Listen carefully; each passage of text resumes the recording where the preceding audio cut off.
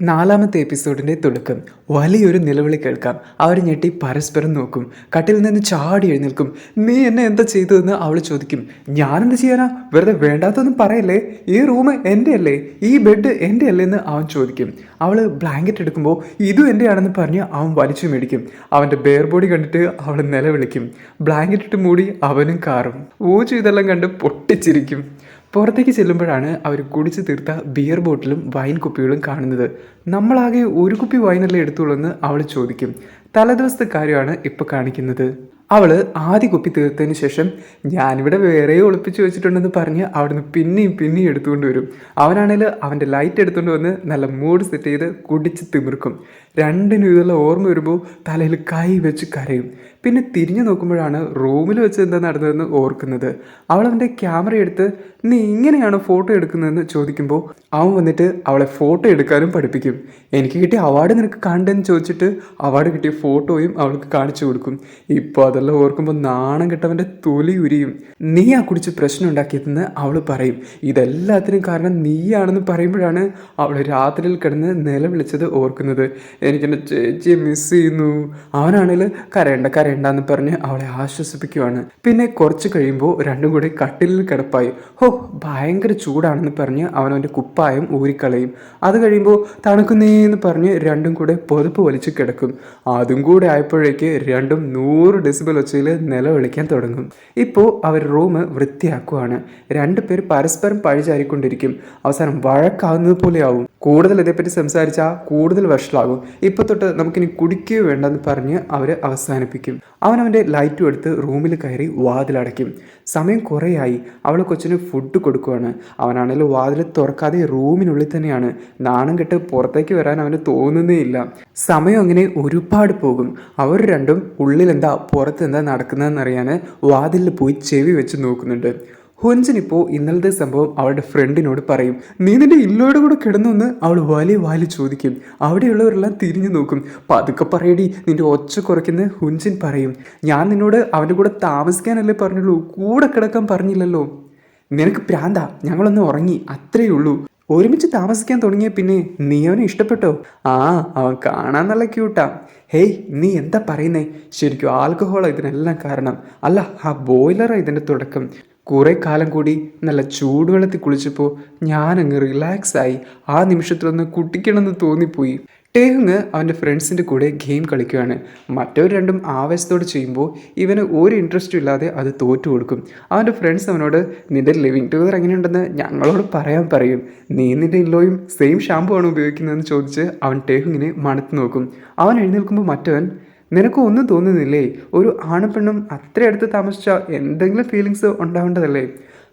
അടുത്തോ? ആ പെണ്ണ് ഫുൾ ടൈം ബിസിയാ, ഞങ്ങൾക്കൊന്ന് നേരിട്ട് കാണാൻ പോലും സമയമില്ല, ഞാൻ പോവാണെന്ന് പറഞ്ഞ് അവൻ ഇറങ്ങും.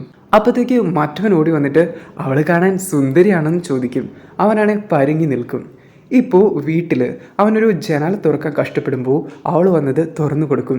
ജനലിലൂടെ കാറ്റ് വരുന്നുണ്ട്. അവളെ കാണുമ്പോൾ നിൻ്റെ ഇൻലോ സുന്ദരിയാണോ എന്ന് ഫ്രണ്ട് ചോദിച്ചത് അവനോർക്കും. അവൻ അവളെ തന്നെ നോക്കും. കാറ്റ് വന്ന് അവളുടെ മുടി പറപ്പിക്കുന്നുണ്ട്. അവൻ അവളുടെ കണ്ണുകളിലേക്ക് നോക്കി അവൾ സുന്ദരിയാണോ എന്ന് ആലോചിക്കും. ഊജു ഇവിടെ ഇതെന്താ നടക്കുന്നതെന്നോർത്ത് അന്തം വിട്ട് നിൽക്കുവാണ്. അവനൊരു ചെറിയ ചിരിയൊക്കെ വരുന്നുണ്ട്. ഇപ്പോൾ അടുത്തത്, അടുക്കളയിലെ സിങ്കിന് എന്തോ പ്രശ്നമുള്ളപ്പോൾ അവൻ വന്ന് അതെന്താണെന്ന് പരിശോധിക്കും. അവൻ്റെ പെരുത്ത മസിൽ കണ്ട് അവൾ നോക്കി നിൽക്കും. ഫ്രണ്ട് അവളോട് നീ അവനെ ഇഷ്ടപ്പെടാൻ തുടങ്ങിയെന്ന് ചോദിച്ചത് അവൾ ഓർക്കും. ഇവിടെ കാറ്റില്ലാത്തത് കൊണ്ട് ഊജു ഫാനുമായി വന്നിട്ടുണ്ട്. സീനൊന്ന് കൊഴുപ്പിക്കാൻ വേണ്ടി അവൻ്റെ മുടിയും കാറ്റിൽ പറക്കും. അവൾ അന്തം വിട്ട് അവനെ തന്നെ നോക്കി നിൽക്കുവാണ്. രണ്ടുപേരും അങ്ങനെ സ്റ്റക്ക് ഇൻ ലവ് ആണെന്ന് തോന്നുന്നു. അടുത്ത ദിവസം ഓഫീസിൽ ഒരു മീറ്റിംഗ് നടക്കുകയാണ്. പാർക്ക് പുതിയൊരു പ്രൊജക്റ്റ് ഏറ്റെടുത്തിട്ടുണ്ട്. ഹുൻജിനാണെങ്കിൽ എല്ലാ കാര്യങ്ങളും നേരത്തെ റെഡിയാക്കി അവന് കൊടുക്കും. അത് കണ്ടിട്ട് പാർക്ക് നീ എൻ്റെ ക്യാബിനിലേക്ക് വാ, നമുക്കിപ്പോൾ തന്നെ വർക്ക് തുടങ്ങാമെന്ന് പറയും. അവൻ അവളോട് ഈ പ്രൊജക്റ്റ് പ്രൊപ്പോസൽ തയ്യാറാക്കുമെന്ന് ചോദിക്കും. അവൾ സന്തോഷത്തോടെ അത് ഏറ്റെടുക്കും. അവൾക്ക് അവൻ്റെ മുമ്പിൽ അവളെ തന്നെ പ്രൂവ് ചെയ്യാനുള്ള ഒരു അവസരമാണെന്ന് തോന്നുന്നു. അവൾ വീട്ടിൽ തിരിച്ചെത്തും. അപ്പം തന്നെ പാർക്കിൻ്റെ കോൾ വരും. അതിനിടയ്ക്ക് ഊജു അവിടെ ഇരുന്ന് ഒച്ച വെക്കും. അയ്യോ, അയാളത് കേൾക്കുമല്ലോ എന്നോർത്ത് അവൾ ടെൻഷനാവും. നീ പുറത്താണോ ഉള്ളതെന്ന് പാർക്ക് ചോദിക്കും. ടേഹുങ് വന്ന് ഊജുവിനോട് മിണ്ടാതിരിക്കാൻ ആക്ഷൻ കാണിക്കും. പെട്ടെന്ന് അവളൊരു മേശയിൽ തട്ടി വീഴാനൊരുങ്ങുമ്പോൾ ടേഹുങ് അവളെ പിടിച്ച് നീ ഓക്കെ ആണെന്ന് ചോദിക്കും. അവളാണെ ഈ ടി വിയിലെ ശബ്ദം എന്നൊക്കെ പറഞ്ഞ് രക്ഷപ്പെടും. ഞാനിപ്പോൾ തന്നെ എല്ലാം സെറ്റാക്കി അയച്ചു തരാമെന്ന് പറയും. നീ എന്തിനാ ഇങ്ങനെ ടെൻഷൻ അടിക്കുന്നത്? നിന്റെ ടീം ലീഡർ അത്ര ഭീകരനാണോ എന്ന് അവൻ ചോദിക്കും. അല്ല, അവൻ എന്നെ വിശ്വസിച്ച് എനിക്കൊരു അവസരം തന്നു, അതുകൊണ്ട് ഞാൻ നന്നായി വർക്ക് ചെയ്യാൻ പോവാണെന്ന് അവൾ പറയും. ചിലപ്പോൾ ഞാൻ ഓവർ ടൈം ചെയ്യേണ്ടി വരും. അവൾ വന്ന് അവൻ്റെ കൈ പിടിച്ചിട്ട് പ്രൊജക്റ്റ് അവസാനിക്കുന്നതുവരെ മാത്രം കുറച്ച് സമയം കൂടെ വൂജുവിനെ കൂടുതൽ നോക്കാമെന്ന് ചോദിക്കും. അവൻ കൈ പിടിച്ച് ശരിയെന്ന് പറഞ്ഞ് അത് ഏൽക്കും. പിന്നെ അവൻ രാത്രി ഇറങ്ങി വരുമ്പോഴും അവൾ വർക്ക് ചെയ്തുകൊണ്ടിരിക്കുകയാണ്. അവൻ ഒരു കപ്പ് വെള്ളം കൊണ്ടു കൊടുത്തിട്ട് പോകും. നേരം വെളുത്ത് നോക്കുമ്പോഴും അവൾ വർക്കിൽ തന്നെയാണ്. അങ്ങനെ രാവും പകലില്ലാതെ അവൾ ഈ പ്രൊജക്റ്റിന് വേണ്ടി കഷ്ടപ്പെടും. അങ്ങനെ ഒരു ദിവസം ചേച്ചി ഉണ്ടാക്കുന്ന പാൻ കേക്ക് അവൾ മിസ് ചെയ്യുന്നു എന്ന് കുടിച്ച് ബോധം കെട്ടപ്പോൾ പറഞ്ഞിരുന്നു. അതോർത്തിട്ട് അവൻ അവൾക്ക് വേണ്ടി അതുണ്ടാക്കുവാണ്. ചിലത് കരിഞ്ഞു പോവും, എന്നാലും അവൻ കുറേ എണ്ണം എങ്ങനെയൊക്കെയോ നന്നായിട്ടുണ്ടാക്കും. നേരം 7 മണി കഴിഞ്ഞു. അവൾ ഇതുവരെ വന്നിട്ടില്ല. അവൻ ബോജുവിനെ വിളിച്ചിട്ട്, കുഞ്ഞുകുട്ടാ, നീ ആൻറ്റി വരാത്തോർത്ത് ടെൻഷനാണോ? ഞാൻ അവളെ വിളിക്കണമെന്ന് ചോദിക്കും. കൊച്ച് ചുമ്മാ ആന്ന് പറയുമ്പോൾ നീ പറഞ്ഞതുകൊണ്ട് മാത്രമാണെന്ന് പറഞ്ഞ് അവളെ ഫോൺ ചെയ്യും. അവളാണെങ്കിൽ മീറ്റിംഗ് ഇപ്പോൾ കഴിഞ്ഞതേ ഉള്ളൂ, ഒരു 8 മണിയാകുമ്പോൾ ഇറങ്ങാം, ഞാൻ വരുമ്പോൾ ഫുഡ് വാങ്ങിക്കൊണ്ട് വരാമെന്ന് പറയും. അവനവളുടെ ഫേവറേറ്റ് ഫുഡ് ഉണ്ടാക്കി വെച്ചിരിക്കുമല്ലേ, അതുകൊണ്ട് നീ വേഗം വന്നാൽ മതി, വീട്ടിലുള്ളത് നമുക്ക് കഴിക്കാമെന്ന് പറയും. ഇത് പറഞ്ഞുകൊണ്ടിരിക്കുമ്പോൾ തന്നെ പാർക്ക് വന്ന് അവളെ പുതിയ പണി ഏൽപ്പിക്കുന്നത് അവൻ കേൾക്കും. ഞാൻ പിന്നെ വിളിക്കാമെന്ന് പറഞ്ഞ് അവൾ വേഗം ഫോൺ കട്ട് ചെയ്യും. പുറത്ത് നല്ല മഴയാണ്. വൂജു അത് നോക്കിക്കൊണ്ടിരിക്കും. അവൻ ഫുഡ് റെഡിയാക്കി അവളെ കാത്തിരിക്കുകയാണ്. അങ്ങനെ സമയം കുറേ ആയി. ഓഫീസിലെ എല്ലാവരും പോയി. അവസാനം പാർക്ക് അവളോട് നമുക്ക് പോവാം, ഞാൻ നിന്നെ വീട്ടിൽ കൊണ്ടുവിടാമെന്ന് പറയും. അവളാണെങ്കിൽ വേണ്ട, ഞാൻ ഒറ്റയ്ക്ക് പോയിക്കോളാമെന്ന് പറയുന്നുണ്ട്. പക്ഷേ അയാൾ സമ്മതിക്കാതെ പോകുന്ന വഴിക്ക് എനിക്ക് ജോലിയിൽ കുറച്ച് കാര്യങ്ങൾ ഡിസ്കസ് ചെയ്യാനുണ്ടെന്ന് പറഞ്ഞ് അവളെ കൂട്ടിക്കൊണ്ട് പോകും. വീട്ടിലിപ്പോൾ ടെഹ്ങ് കുടയെല്ലാം എടുത്ത് റെഡിയായി നിൽക്കുകയാണ്. എന്നിട്ട് വൂജുവിനോട് പറയും, എല്ലാവരും ഇത് ചെയ്യും, ജസ്റ്റ് ഒരു ഹ്യൂമാനിറ്റി, അല്ലെങ്കിൽ വേണേൽ സിമ്പതി എന്ന് പറയാം. നീ വലുതാകുമ്പോൾ നിനക്കത് മനസ്സിലാവും. പിന്നെ ഇത് നിനക്ക് വേണ്ടിയിട്ടാ. നിന്റെ ആൻറ്റിക്ക് പനി പിടിച്ച പിന്നെ അതാർക്കെ പിടിക്കുക നിനക്ക്? നീ കുഞ്ഞു കൊച്ചല്ലേ. അവനിപ്പോൾ കൊച്ചിനെ അടുത്ത വീട്ടിലേൽപ്പിച്ചിട്ട് അവളെ കൂട്ടാൻ വേണ്ടി പുറത്തേക്ക് പോകും. കുറേ സമയമായിട്ട് കാത്തിരിക്കുന്നു. ബസ്സുകളൊക്കെ പോകും, പക്ഷേ അവൾ ഇതുവരെ വന്നിട്ടില്ല. ഇപ്പോൾ ഒരു കാറ് അവൻ്റെ മേത്തേക്ക് വെള്ളം തെറിപ്പിച്ച് പോകും. അത് മുമ്പിൽ കൊണ്ട് നിർത്തും. അവൻ ആ കാറ് കണ്ടിട്ട്, ഓ അടിപൊളി കാറാണല്ലോ എന്ന് പറയുന്നുണ്ട്. അതിൽ നിന്ന് ഒരാൾ ഇറങ്ങി വരും. നമ്മുടെ പാർക്കാണ്. അയാളെ കണ്ടിട്ട്, ഹോ ഇവനത് പൊക്കമാണെന്നും പറയും. അയാൾ ഡോർ തുറന്നു കൊടുക്കുമ്പോൾ ഹുഞ്ചിനിറങ്ങി അയാളുടെ കുടക്കീഴിൽ കയറുന്നത് അവൻ കാണും. അവൻ അവനെ തന്നെ സ്വയം നോക്കും. എന്നിട്ട് പാർക്കിനെയും നോക്കും. പാർക്ക് അവൾക്ക് കുട കൊടുത്തിട്ട് പോകും. അവൾ അതുമായി തിരിച്ചു വരുമ്പോൾ ടേഹിങ് അവിടെ കുടയും പിടിച്ചു നിൽക്കുന്നത് കാണും. അവൻ അവളെ മൈൻഡ് ആക്കാതെ, ഞാൻ വെറുതെ ടെൻഷൻ അടിച്ചു എന്ന് പറഞ്ഞ് പോകും. അങ്ങനെ അവരിപ്പോൾ വീട്ടിലെത്തി. ടേഹിങ് കട്ടക്കലിപ്പിലാണ്. നീ കുറേ സമയമായോ അവിടെ നിൽക്കുന്നതെന്ന് അവൾ ചോദിക്കും. നിനക്ക് കുട ചൂടി തരാൻ ആളുണ്ടായിരുന്നെങ്കിൽ അത് നേരത്തെ പറഞ്ഞുകൂടായിരുന്നു എന്ന് ദേഷ്യപ്പെട്ട് റൂമിൽ കയറി അവൻ വാതിലടയ്ക്കും. അവൾ നോക്കുമ്പോൾ അവൻ ഫുഡ് ഉണ്ടാക്കി വെച്ചിരിക്കുന്നത് കാണും. റൂം തുറന്നിട്ട്, നിനക്ക് കഴിയാത്ത പ്രോമിസ് ചെയ്യരുത്, എനിക്ക് വെയിറ്റിംഗ് ഒട്ടും ഇഷ്ടമല്ല എന്ന് പറയും. ഇപ്പോൾ ആമിച്ചുവിൻ്റെ ഇൻ്റർവ്യൂ ആണ് കാണിക്കുന്നത്. ഹുഞ്ചിനും ഫ്രണ്ടും വഴിയിൽ നിന്ന് ഇത് കാണുന്നുണ്ട്. ഫ്രണ്ട് ഫോൺ എടുത്ത്, നിനക്കറിയുമോ ആമിച്ചു നിൻ്റെ റൂംമേറ്റിൻ്റെ പേര് പറഞ്ഞു എന്ന് പറഞ്ഞ് അവളെ വീഡിയോ കാണിക്കും. അതിൽ ഫോട്ടോഗ്രാഫർ ആമിച്ചു, അസിസ്റ്റൻ്റ് ടേഹുങ് എന്നും എഴുതിയിട്ടുണ്ട്. അവളിപ്പോൾ ആ ഫോട്ടോ അച്ചടിച്ചു വന്ന മാസിക വാങ്ങി വീട്ടിലേക്ക് വന്ന് അവനോട് കൺഗ്രാജുലേഷൻസ് പറയും. നീ ഇത് ശരിക്കും വാങ്ങിയോ? നീ ഒരു പിശുക്കിയാണെന്നാണ് ഞാൻ വിചാരിച്ചേ. നീ ആമിച്ചുവിൻ്റെ കൂടെ വർക്ക് ചെയ്തല്ലേ എന്ന് പറഞ്ഞ് അവൾ എക്സൈറ്റഡ് ആവും. നിൻ്റെ അങ്കിള് ശരിക്കും കൂളാണല്ലേ എന്ന് വൂജുവിനോട് ചോദിക്കും. വൂജു അങ്കിള് സൂപ്പറാണെന്ന് പറയും. അവർ സംസാരിക്കുന്നതിനിടയിൽ തന്നെ അവനൊരു കോൾ വരും. ആമിച്ചു ആണ്, ഞാനൊരു അഡ്രസ്സ് സെൻഡ് ചെയ്തിട്ടുണ്ട്, നിൻ്റെ കയ്യിലുള്ള ക്യാമറ എടുത്തുകൊണ്ട് നാളെ അവിടെ വരണമെന്ന് പറഞ്ഞ് അവർ ഫോൺ കട്ട് ചെയ്യും. അവൾ പിന്നെ നീ പോകണമെന്ന് പറഞ്ഞ് അവനെ ശല്യപ്പെടുത്തുവാണ്. അവൻ്റെ പുറകെ നടന്ന് സൗകര്യം കെടുത്തുമ്പോൾ എൻ്റെ കയ്യിൽ ക്യാമറ ഒന്നുമില്ല എന്ന് അവൻ പറയും. ഉണ്ടല്ലോ എന്ന് പറഞ്ഞ് അവൾ ആ പഴയ ക്യാമറ കാണിച്ചു കൊടുക്കും. എനിക്ക് എന്തെങ്കിലും ഹെൽപ്പ് ചെയ്യാൻ കഴിയുമെങ്കിൽ ഞാനത് ചെയ്യാമെന്നും അവൾ പറയും. അങ്ങനെ പിറ്റേന്നായി. അവൻ അതേപ്പറ്റി ആലോചിക്കുവാണ്. ഒടുക്കം പോകാൻ തീരുമാനിച്ച് അവളെ ഫോൺ ചെയ്ത് ഇന്ന് കൃത്യസമയത്ത് വരുമോ എന്ന് ചോദിക്കും. അവളാണെങ്കിൽ കൺഗ്രാജുലേഷൻസ്, നീ പോവാന്ന് വെച്ചോ, ഞാനിന്ന് എങ്ങനെയെങ്കിലും 7 മണിയാകുമ്പോൾ വീട്ടിലെത്തുന്ന പറയും. അങ്ങനെ അവൾ അവളുടെ ജോലിയെല്ലാം നേരത്തെ ചെയ്യുവാണ്. മീറ്റിംഗ് അറ്റൻഡ് ചെയ്യും, സൈറ്റിൽ പോവും, അങ്ങനെ കാര്യങ്ങളൊക്കെ ചടപടേന്ന് തീർക്കും. എനിക്കിന്ന് നേരത്തെ വരാൻ പറ്റുമെന്ന് ടേഹിങ്ങിന് മെസ്സേജ് ചെയ്യും. പാർക്ക് ഇപ്പോൾ പുതിയ എന്തോ പണി ഏറ്റെടുത്ത് വന്നിട്ടുണ്ട്. അവളെ വിളിച്ച്, കുഞ്ചൻ രാത്രി നിനക്ക് നിൽക്കാൻ കഴിയുമെന്ന് ചോദിക്കും. അങ്ങനെ രാത്രിയായി. അവൾ ആകെ പെട്ടിരിക്കുകയാണ്. ടേഹിങ്ങിനെ വിളിച്ചിട്ട്, സോറി പെട്ടെന്നൊരു കാര്യം ഉണ്ടായി, ഞാനിന്ന് കുറേ ലേറ്റ് ആവുമെന്ന് പറയും. അവനപ്പോൾ സാരമില്ല, ഞാൻ മാനേജ് ചെയ്തോളാം എന്ന് പറഞ്ഞു വയ്ക്കും. വൂജുവിനെ കാണുമ്പോൾ നമ്മൾ എന്ത് ചെയ്യും കുഞ്ഞിക്കുട്ടാന്ന് ചോദിക്കും. അവനിപ്പോൾ കൊച്ചിനെ കെട്ടിവെക്കാനുള്ള ഒരു സാധനവും എടുത്തു വരും. കൊച്ചെറുക്ക, നിനക്ക് മുമ്പിലിരുന്ന റൈഡ് പോകണോ അത് പുറകിലിരിക്കണോ? അടുത്ത സീനിൽ അവൻ കൊച്ചിനെ മുമ്പിൽ കെട്ടിവെച്ച് പോവാണ്. കൊച്ചാണ് നിർത്താതെ കരച്ചിലാണ്. നീ എന്തിനാ മോനെ ഇങ്ങനെ കിടന്ന് കരയുന്നതെന്ന് അവൻ ചോദിക്കും.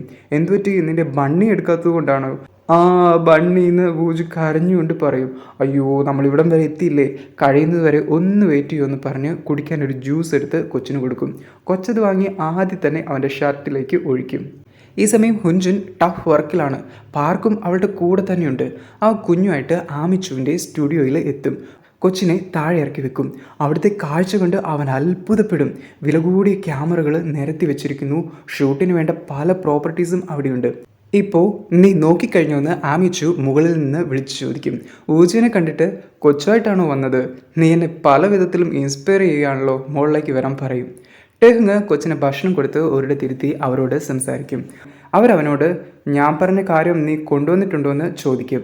അവനവൻ്റെ പഴയ ക്യാമറ എടുക്കും. ഞാൻ 3 വർഷം മുമ്പ് എൻ്റെ ക്യാമറയെല്ലാം ഒഴിവാക്കി, ഇപ്പോൾ ഇത് മാത്രമേ ഉള്ളൂ എന്ന് അവൻ പറയും. അവരാണ് എനിക്കും ഫിലിം ക്യാമറ ഇഷ്ടമാണ്, നീ അത് കൊണ്ടുവന്നതിൽ സന്തോഷമേ ഉള്ളൂ. നിനക്ക് ഞാൻ 3 മണിക്കൂർ തരാം, അതിനുള്ളിൽ നീ നല്ല ഫോട്ടോസ് എടുക്കണം, അതാണ് നിൻ്റെ ടെസ്റ്റ് എന്ന് പറയും. അവനിപ്പോൾ കൊച്ചിനെ കൊണ്ടുവന്ന് ഒരിടത്തിരുത്തി അനങ്ങാതെ ഇരുന്നോണെന്ന് പറഞ്ഞ് ഫോട്ടോ എടുക്കാനുള്ള കാര്യങ്ങൾ സെറ്റ് ചെയ്യും. ഊജ എവിടെ അടങ്ങിയിരിക്കാൻ, അവൻ അപ്പം തന്നെ ചാടി ഇറങ്ങും. അവൻ ഫോട്ടോ എടുക്കാൻ തുടങ്ങുമ്പോൾ കൊച്ച് അതിലെ ഓടിക്കളിക്കും. കൊച്ചു പോയി ക്യാമറയിൽ തൊടുമ്പോൾ എൻ്റെ പൊന്നുഞ്ഞെ ഇതെങ്ങാനും പൊട്ടിച്ചാൽ നീ വലിയ പുരുഷനാവുന്നതുവരെ നിൻ്റെ ആൻറ്റി ഇതിൻ്റെ പൈസ അടക്കേണ്ടി വരും.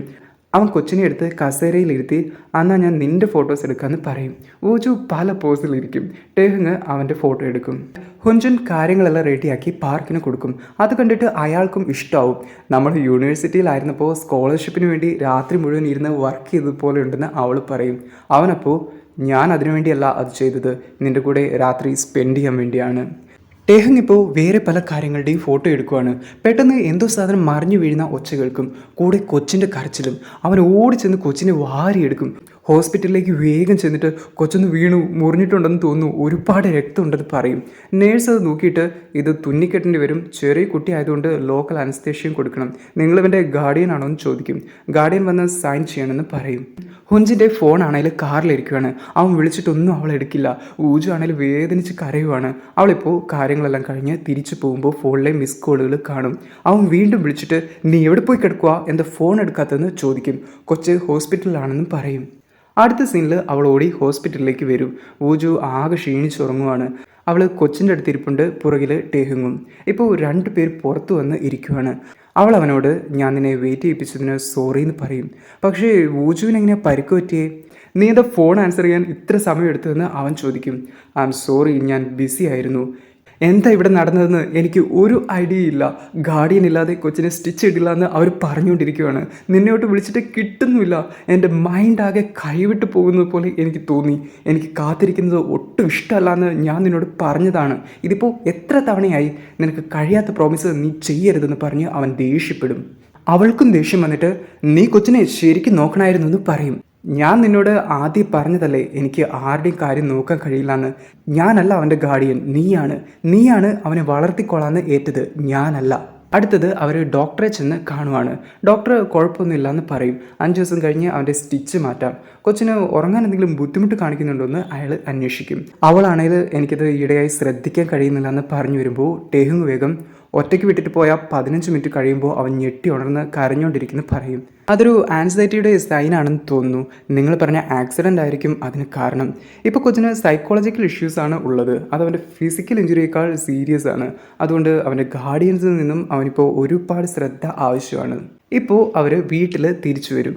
അവൾ കൊച്ചിനെ തടവിക്കൊണ്ട് സോറി ബൂജു, ഞാൻ ഇന്നലെ ലേറ്റായിപ്പോയി, ഐ ലവ് യു ബൂജു എന്ന് പറയും. അവൻ തിരിച്ച് മീ ടു എന്ന് പറയും. ടെഹ്ങ് റൂമിൽ നിന്ന് പുറത്തിറങ്ങി വരുമ്പോൾ അവളെ കാണും. കൊച്ചിന് എങ്ങനെയുണ്ടെന്ന് ചോദിക്കും. എന്നിട്ട് അവൻ വീടിൻ്റെ പുറത്ത് ഇറങ്ങിപ്പോകും. അവനിപ്പോൾ പാർക്കിൽ വന്നിട്ട് ഇന്നലെ അവളോട് ദേഷ്യപ്പെട്ട് പറഞ്ഞു തോർത്ത് വിഷമിക്കുകയാണ്. അവനൊരു കഫേയിൽ നിന്ന് വൂജുവിനും അവൾക്കും വേണ്ട ഭക്ഷണം വാങ്ങി തിരിച്ചു പോകുന്ന വഴി ഒരു കാറ് അങ്ങോട്ട് വരുന്നുണ്ട്. അവൻ വീട്ടിലേക്ക് കയറിപ്പോകും. എന്നിട്ട് ഞാൻ കുറച്ച് ഫുഡ് വാങ്ങിയിട്ടുണ്ട്, നമുക്ക് ഒരുമിച്ച് കഴിക്കാമെന്ന് അവളോട് പറയും. ഇപ്പോൾ അവരുടെ വീടിൻ്റെ കോളിംഗ് ബെല്ല് അടിക്കും. അതാരാണെന്ന് പറഞ്ഞ് അവൾ ക്യാമറയിലൂടെ നോക്കുമ്പോൾ ദേ അവിടെ പാർക്ക് നിൽക്കുന്നു. അവളത് കണ്ടിട്ട് എൻ്റെ ടീം ലീഡർ എന്താ ഇവിടെ നിന്ന് പറഞ്ഞ് ടെൻഷനാവും. അവൻ ക്യാമറയിലൂടെ ഹലോ ഞാൻ ഈ വീടിൻ്റെ പ്രോപ്പർട്ടി ഓണറാണെന്ന് പറയുന്നുണ്ട്. പ്രോപ്പർട്ടി ഓണറോ എന്ന് പറഞ്ഞ് അവൾ ഞെട്ടും. ഇവനാണോ ഈ വീടിൻ്റെ പ്രോപ്പർട്ടി ഓണർ എന്ന് അവർ പരസ്പരം പറയും. ഇവിടെ വെച്ച് ഈ എപ്പിസോഡ് അവസാനിക്കുകയാണ്. ഇനി എന്തൊക്കെയാണ് നടക്കുന്നതെന്ന് നമുക്ക് വരുന്ന എപ്പിസോഡുകളിൽ കാണാം. അപ്പോൾ ചാനൽ എല്ലാവരും സബ്സ്ക്രൈബ് ചെയ്ത് സപ്പോർട്ട് ചെയ്യണേ.